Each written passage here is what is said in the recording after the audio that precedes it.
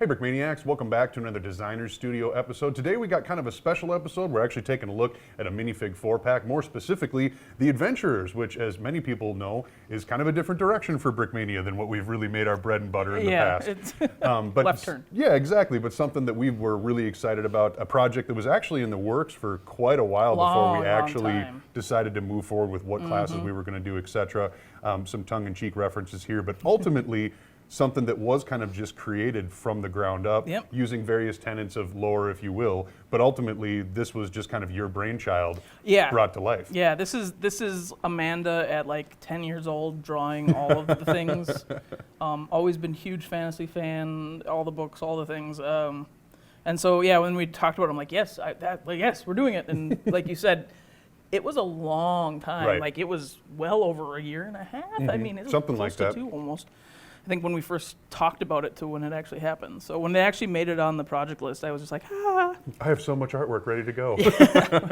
Not quite, but a lot of reference. Yes, exactly. Yeah, my peer ref board just looked like Amanda's happy place of just like all the different things. Bringing it all together. Yeah. So when we finally settled on it being a 4-pack, and we knew we kind of wanted to represent various common classes throughout various, whatever you play, whatever you watch, there's a ton of stuff out there that could be referenced into this, whether it's video games, board games, or movies.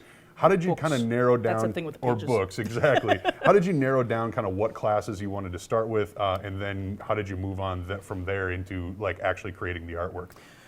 So I think there was a lot of discussion about what the classes should be, and I think we all kind of had different thoughts of what should represent. We obviously wanted some magic users in there, and then we wanted the classic hero figure, which the cleric fit that role really well, because it's kind of the cleric is that half between like just mighty warrior and knight, and has a little magic to his own name, and then of course you got to get a rogue in there because you got someone sneaky. Very classic kind of sorcerer/wizard character, and then got to do at least one elfin ranger at one point, And so I think that part came pretty well. I personally was leaning. I was like, let's do a barbarian. That'd be so cool. Like full on like robes of like pelts and stuff like that. Like something oh my gosh, for V2. Exactly.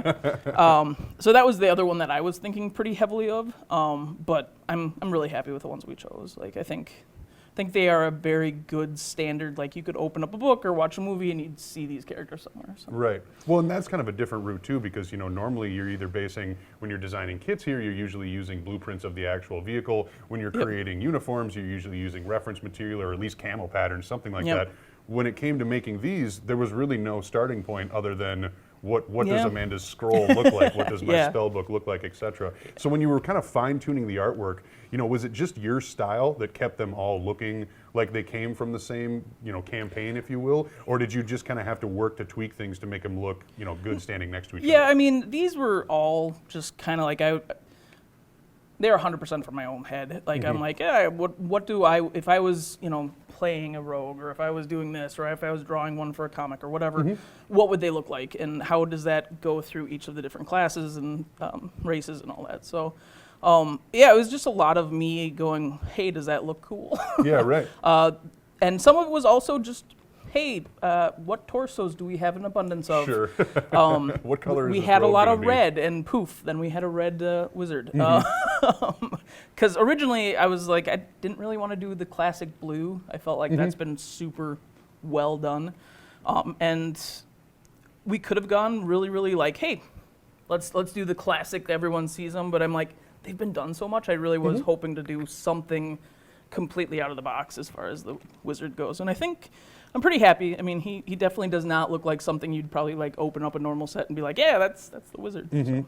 And yet I like how all of them still kind of carry on that like just hyper detailed Lego aesthetic. Like none of these necessarily look like they're out of place in the Lego medium. And that they just look like what we wish, Lego would make. Try to keep with the cartoony thick lines, and my style tends to be slightly more shaded, but that's also just because I think it pops better when you're looking at them from a bit of a distance. We don't all look at Lego from like 3 inches away. Right. So yeah, and so that was my other thought is like, well, if I wanted these on a mock, or anyone else wanted them on a mock, A lot of times, like if you're at a show or something, you have people that are standing 5 feet away from it. You want to make sure they're recognizable. So Yeah, absolutely. I really wanted to make sure it all kind of popped. So Can see some of that gear. Let's do some individual breakdowns now. You go ahead and pick whichever one you want to start with, and let's start talking through some of the little Miss Rogue here the is perfect the calibers closest. and everything else. Yeah. Yeah, so the knife is brand new. Designed it from the ground up. Slam was nice enough to do the art for me. He's done pretty much all of our perfect calibers, and I was like, hey, you want to make a really cool knife? Because I was like, I gotta finish all of these figs first. So yeah, he was like totally down for it. Did a great job. It was kind of fun. I was just like, what is a kind of really wicked looking knife for a Something small enchanted look like, yeah, right. or dwarven character need. So yeah, so that was that. Got a little like acid green glow thing going on there. She has some leather armor, bunch of belts, because everyone and everything always has like so many true. belts. That's so true. I don't know what all these people are doing with their pants that are making them so heavy, but sorry, that was dumb. We need more straps. More belts, more straps. Right? A little blade at the back, and a couple of throwing daggers there. Yeah, just had a lot of fun with her, actually. Have the kind of the dark makeup, just because I was like, why not at this point? Got a little sass to her for sure. Yeah, I definitely wanted her to be the, like, I mean, she's the rogue. Like, Right. she's got to be a little bit like, hey, tough and rumble. And I thought that fit well. So, yeah, so that's her. Gonna move on to the Ranger Wait, next. I should probably just left that there. There you go. It's all good. I know what I'm doing, folks. Yeah, so then we got the Ranger. I was so excited. I was trying to decide what to do. I wanted an elf, and obviously all the elf hair comes from one of two places for Right. Lego, right? You got those two brands, and that's about it. And luckily, we were able to find this hair piece, but it didn't have any printing. So our UV guys knocked it out of the park and did a great job printing those ears It in. blends really, really nicely. Yeah, they color matched those. I give them huge props, because first thing they said was like, we're not painting ears, right? Like, or printing ears. And I'm like, well, no, of course not. No, they did. So huge thanks to them, because otherwise it wouldn't look nearly as cool. Yeah, so just kind of went with the classic Ranger feel. I think this one is, out of the group, definitely the closest to, like, if somebody was trying to recapture or missed out on the Lego Lord of the Rings era, Yeah. this is kind of the figure that would bring back that nostalgia for sure. Yeah, I definitely, like, when doing research and stuff, I was kind of trying to hit some equilibrium between Lego's Rangers that they've done and Elven that people they've done and Lord of the Rings, and then just general D&D lore and stuff too. Yeah, right. And my own style definitely in there. So yeah, so she's got some pretty cool boots. Here, let's I was going to say, you can pop the cape off if go you away, want to show cape. off the back. go away, cape. Great cape from Cape Madness. So yeah, she's got lace-up boots on the side there, and got some pouches for anything she could possibly need, because more belts are better, right? Snack pouches. And if you choose to do a different hair or something, I decided, just in case, because you want to make them customizable, she does have a bit of a quiver back in the back Yeah, there, sure. So yeah, I was really happy. Some of the fine details that I was like, I'm not sure I'm going to be able to get on there, definitely worked. So yeah, I think she worked really well. Sweet. Wizards up next. Wizard. Whoop. Oh, wizard down. And this comes to our next 3D printed item. Yeah. So Camera Guy actually designed the focused staff topper, which I think turned out really cool. He was a lot of like, what do you think this looks like? And I'm like, I don't know, something tenderly. And he came up with that, and I was like, this is perfect. Using the Bionicle eye, which integrated really nicely, gave it a little more life, I think. Yeah, he's got his tome hanging out on his side there on one side, and I some love the tats. potions, and yeah, he's got the full tatted head there. That is awesome. Yeah, like just trying to do something different. I don't know. I think magical tattoos have always been something that I've always like wanted one of my characters to have, but they're hard to get in the game. Right. So this felt like a perfect opportunity to finally live out one of my. I'll never have it in game. One of my favorite things about this figure in particular is I think, especially when you know, one of the reasons I think Lego used blue and whatnot is it's a friendly color. And if you want your wizard to come across as like, you know, a friendly guy and not some evil, you know, sorcerer, so to speak, you kind of walk a fine line there. This to me is like the perfect medium in the sense that this dude looks badass, but he doesn't look creepy. He doesn't look scary. You know what I mean? Like, so I think that's really, really cool because he doesn't look like the enemy of these other three people. He definitely looks like he's in that party, which is cool to see. Yeah, there was a lot of like very fine detail maneuvering and color shifting, and like especially for his main red is obviously the main color going on there, but he's got his tunic and his kind of other stuff that's purple, and I was like, what color is going to work and not push it that way? Yeah, so, right. Yeah, there was a lot of fine tuning, and especially with his look in general of his face and the tattoos. Like intense. At first, it was a lot more sharp angles, and then I was like, oh, he's just a villain. So yeah, so rounding some of those out really helped. So yeah, that's turned really out cool great. to see.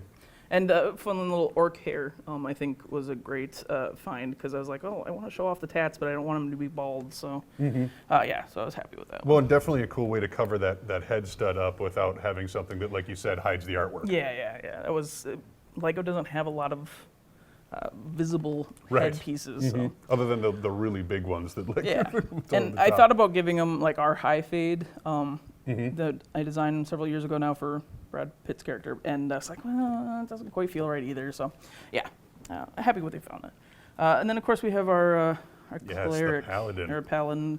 I know what races are. It's all good.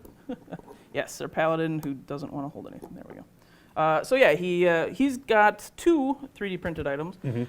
Custom shield that I designed, and it's has several ways you can grip. So that's handy. You can kind of go forward or backwards or however you want to pose them. Not that I'm going to be able to do any of these right now. But it's cool to see that you've got the functionality there if you want to do some photos or whatever. So it can go down lower. My hope with it was to get as much ability and angles that you could get out of it. So I'm pretty happy with the way that turned out. Very classic looking shield. Absolutely. And it's got his sigil on the front there. Little tongue-in-cheek on some other things there. Then he's got his claymore. Needs a big weapon. Swing that sword. Yep. Reach out in front of the shield. Yeah, exactly. And then the custom armor. So this was a new piece as well. Big pauldrons. Try to get some more fantasy, less realistic stuff. Obviously, we've done a couple of pieces of armor. We did Joan of Arc, which was very realistic, and then we've done the Smart Gunner, which was super sci-fi. So all the way back to the Roman Legionnaires too. Yep, and the Roman Legionnaires, and so we've done a bunch. And so this was fun to be like, well, let's push the like high fantasy stuff a lot. Did you use Joan of Arc as kind of your base model for like, all right, these are the measurements I'm going to use, whatever. Yeah. Now let's spice it up. Yep. Most of my modeling, now that I have the dimensions and stuff, I strip it down to the inside layer, so to speak, and then rebuild it up. So cool. Yeah, it just makes it so I don't screw up the proportions, and they fit the first or second time. Yes. Yeah. So I will pop off his armor here. So I was thinking of giving him just something really basic underneath, and I was like, it would actually be really cool to have, like, if he takes the armor off, he's fully dressed. So definitely went with that. He looks like he could go into battle as is. Got his cool sigil on the chest again there, and yeah, kind of tucked into his belt nicely. Tried something different with the chainmail, a little more, a little less fully represented and a little more sketchy arty. Sure. Just trying something different, seeing how it worked. Pretty happy with it. Happy with how the gradients work, and I think it reads pretty well as metal for not being on a metallic surface. So. Yeah, absolutely. Well, and I love the color integration, and kind of like what you were saying before with the Ranger. It's always fun to have like that extra layer of customization, because maybe you've got another minifigure that could wear that armor right alongside him, and you get to keep the awesome prints underneath. So nice to see no corners cut in that sense there as well. And was glad to get some different skin tones. I'm so excited that Lego actually put the so they have the little foosball set with all two new Are they flesh still tones. calling them nougats, or are they going back? It's medium tan. Okay. and which we were calling Vin Diesel tan here because it came on the Vin Diesel figure first. Uh-huh. And then it's got a medium brown, I think it's called. Okay. So I'm really excited to start kind of pushing into Yeah. some new colors. Hopefully they become more and more available. They're on Bricks and Pieces at the moment, not very much of them, but so I'm excited to see more and more flesh tones come out of that. And Absolutely. It's get to always kind fun. of pry into some more color range, which would be great. So yeah. When people, continually want to see themselves or their fantasy, Exactly. whatever's represented Yeah. in that sense. Exactly. And so that's cool not only for our bread and butter military lineup, but also for projects like this that just continue to be able to push that level of diversity that really does exist. What? I know, absolutely crazy. So No, so super awesome. yeah, very, very cool. An awesome lineup. A very unique project for us, but one that we do hope to continue in the future, like I said, with V2s definitely. and whatnot moving forward. So drop a comment if you like these and let us know. Maybe pick your favorite or just pick up the pack in general. We do still have some available. We'll see if we do another round of these or if we just decide to move on to V2. You got to stay tuned. That's pretty much what the deal is here week in and week out. So Amanda, thank you very much for joining me, and thank you very much for watching.